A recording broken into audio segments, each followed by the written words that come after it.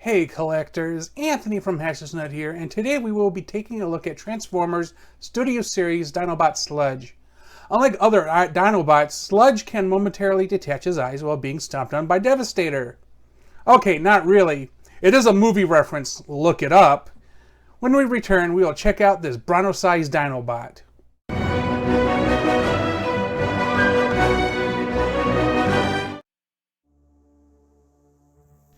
So it wouldn't be a Dinobot review without other Dinobots. So as you see on the left, I have Slug, and behind him Grimlock.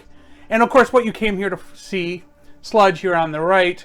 And before we start looking at these guys, here is the box. So we're going to put him back a little bit. And it's a big box. This is the Leader Class box, the movie studio series. I swear these boxes are bigger. On the side it has the Studio Series stuff. Here's his face. On the back it has here's his forms. 31 steps. Here's the backdrop.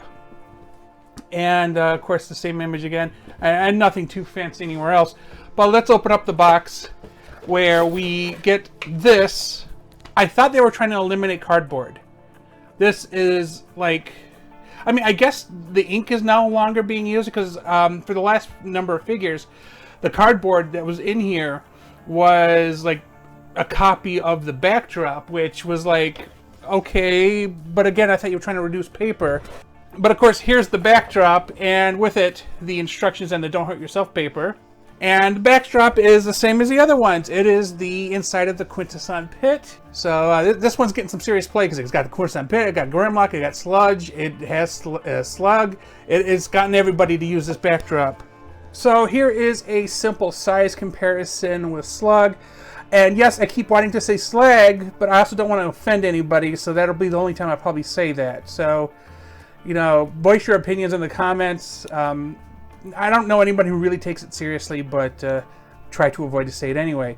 I always, even back in the old cartoon days, I always look at his face and go, okay, he looks like a skunk. I don't know why his face looks like a skunk, but it's always what it reminds me of because it has that white piece on his head in the cartoon. And as we go around, we just see the differences. They all kind of trying to do this piece here thing on all of them, which is whatever. Now, of course, they're different dinosaurs, so things aren't going to look exactly the same, but they try to make common tweaks, to give them like, okay, this is a team, clearly. And if we move Slug back, we will, and I almost said it, and then here we have Grimlock, and he is a pretty tall boy in his Dino mode alone, and of course you see him mostly as his Dino mode in any media, because I guess it's his preferred form.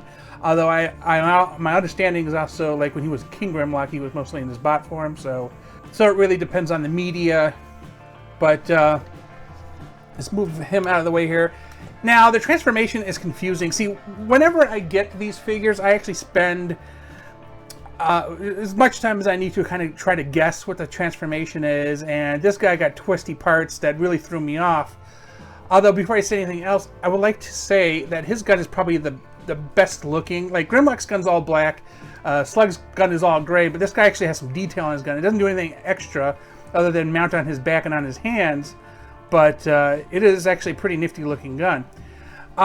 Real quick note, there is no Buddy. He doesn't have a Daniel, he doesn't have a Wheelie, or technically Wheelie was Grimlock's, Daniel was a Slug's.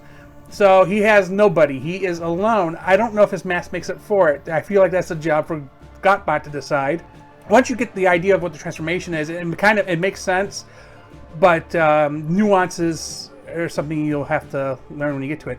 One thing I've noticed is, like, this doesn't, like, lock in. Like, there is a clip here, but it doesn't want to lock in. It's very weird. Also, his knees are super loose. That is, in fact, a common problem. Some people get lucky, getting without loose knees. I wasn't in that ballpark. It bothers me a little bit, but as I told some other people, like, as soon as I'm done with this, he'll probably just stay in his Dino mode for the rest of his days, because that is the mode I prefer him in. But, yeah, he is just loose in the wrong place there. If anything should have ratchets, maybe it should have been his knees. Because it makes him look like he stands like this, which Makes it look bad. I mean, he's supposed to stand kind of like more straight up, and you can probably get it to balance that way, but it looks like he's falling backwards, at least in my version. That's a little bit better. I got this from Amazon, so I don't know if I was expecting something different or better. I honestly, unless I get it from Hasbro, do I? Because it's easier to complain when you get it straight from Hasbro, for the Hasbro Pulse website, but it's whatever, I guess. So anyway, first step is turn hands 90 degrees so they line up with the interior here. It just makes them easier to put away. Plus, you can pull them out a little bit easier. I use like something with a narrow point to pull out the hands. But again, it's just for convenience later on, because otherwise there's a little less room for anything to get in there to pull them out. Anyway, twist the, I want to say elbows, which seem very uncomfortable. And you basically turn the hands the way you need for dinosaur mode. I think what I want to do is, for right now, I'm just going to put them out of the way. And we're going to pull up the head a little bit, and we're going to pull up the feet a little bit. And we're going to twist the waist.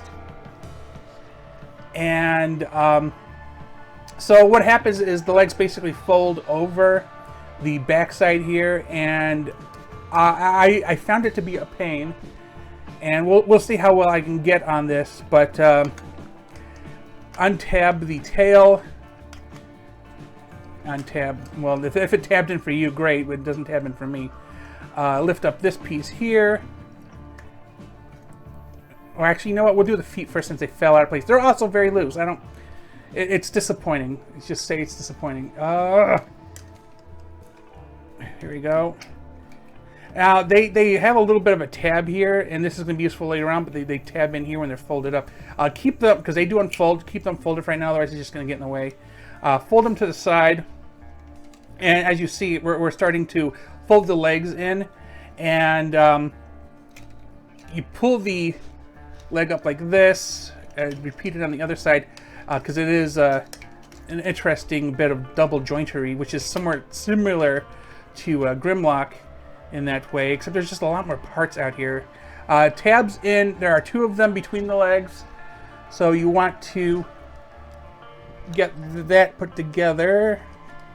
There we go. And just grab the centerpiece here and kind of make it happen. Down back here, so it's going to be interesting because you have to, let's see if I can find it. There is a tab right here, and then there is a notch, and it's going to be hard to show, where these things are all going to connect once we do some other maneuvering. So I'm going to try to make it as least complicated as possible, because as I said, I spent some time doing this, trying to get this done by myself, and before looking at the instructions, and it was interesting. Anyway, you can tail whip back into place here. You undo the tail, you can snap it together if you want. It has also like 2 tabs that can go into, or there we go. Then you want to pull this, and then you might want to do this. It's up to you. But essentially there is 1 tab here, and you end up pretty much like this, as you see where you're probably confused about what we're doing here. This is the bottom, this is the top. So if you're confused, that is what's happening here. Now that we've pulled all of this stuff out of the way, we're going to pull the chest off. Again, like Grimlock, except we're going to do this. 180 degrees. And so this is where we're going to see there's this tab hole, and there's this tab here on the feet. This is what's going to meet. And you might want to spread out the arms a little bit, because you have to put this all together. And make sure that the tab hole and tab bits all meet up. As you see, here's the hole, here's the tab, and you just kind of get it together. It'll help you adjust what you're doing, because you need things to line up, and it's just the way it is. I am nowhere, like, again, it took me a number of tries to get it to be perfect, but it doesn't. I'm going to fold his head in real quick while I'm doing this, because I can get some of the front end done. I'm going to move the wings out of the way, and I'm going to move the head up, and the head tabs into these big tabs here. right there. Then I'm going to pull the legs out, and they tab in to the side by the head. And then we can fold in these wing areas. And hopefully I'm showing it well enough because it's an interesting little bit of folding. And we are going to fill in this space. Hold on, I have to change the head around. There we go. Fold in the space here.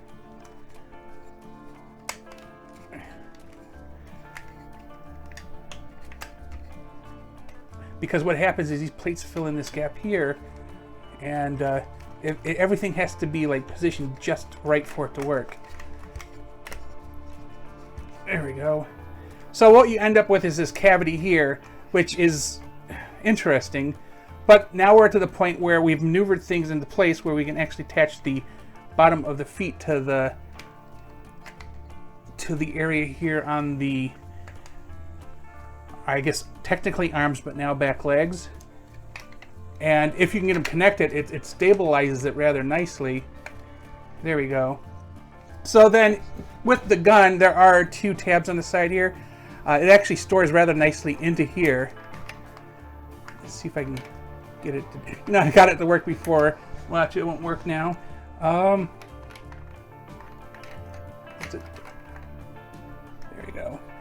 I thought I had it the other way before, but yeah, it looks fine. It's there. Feet down, legs down, legs down. Even these joints are loose, and it bothers me. And I think they're kind of like that on Slug. And the final part, of course, is getting this down. It latches onto here, secures this all together.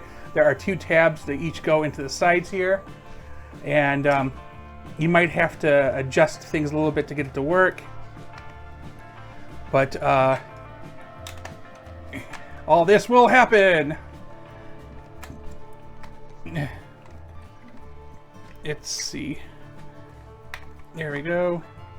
There we go. There we go. And here we go. Now he looks pretty good once you get them together. It's actually pretty awesome. And again, this is probably the form he's going to stay in for the remainder of his days, unless you need to do another comparison with, like, maybe Swoop. Anyway, he has like a little bit of a 3mm peg in here, so you can attach blast effects. It's not as detailed as some figures are, but he's a G1 Dinobot, for Pete's sake. Like, he looks pretty good. And compare him to Grimlock. I don't know. I thought he'd be bigger, but considering the price point and the mass, like lifting him up and lifting Grimlock is clearly lighter, which might explain why he doesn't have a little buddy. But again, we'll leave that for Gotbot to do his heavy-duty evaluation on weight. But he's clearly more of a mass than he is. I do not know if it was adequately reflected in my tone, but I think each successive Dinobot is worse in some way in its quality than compared to previous releases. Slug is better than Sludge, and Grimlock is better than Slug. The Dinobots are my favorite team of Transformers, but this is a little disappointing. I mean, let me know in the comments how you feel about this line of Dinobots. Did your Sludge also have loose joints? Thanks for watching, and please remember to like and subscribe.